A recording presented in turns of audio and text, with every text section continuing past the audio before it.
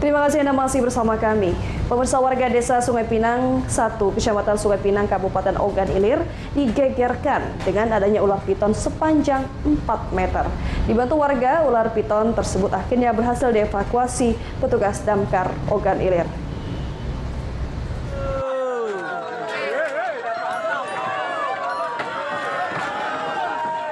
Dalam sebulan terakhir, warga desa Sungai Pinang, Kecamatan Sungai Pinang, Kabupaten Ogan Ilir sering kehilangan hewan ternak seperti ayam, bebek, dan juga kambing. Belakangan diketahui hewan ternak tersebut dibangsa oleh seekor ular piton yang bersembunyi di bawah tumpukan kayu warga. Warga berusaha menangkap hewan melata ini, namun karena tidak biasa dan sulit dilakukan, warga meminta bantuan petugas damkar Ogan Ilir. Evakuasi ular sepanjang 4 meter ini memakan waktu lebih dari 1 jam karena ular melilit batang kayu.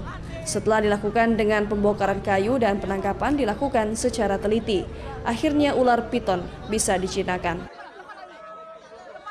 Kami dari tim damkar Ogan Ilir secara sigap langsung ke lokasi dan mengevakuasi ular tersebut dibantu oleh warga. Evakuasi berjalan kurang lebih 1 jam. Dengan ditangkapnya ular piton yang panjangnya 4 meter ini dan bobot besar, ternak warga diperkirakan akan aman.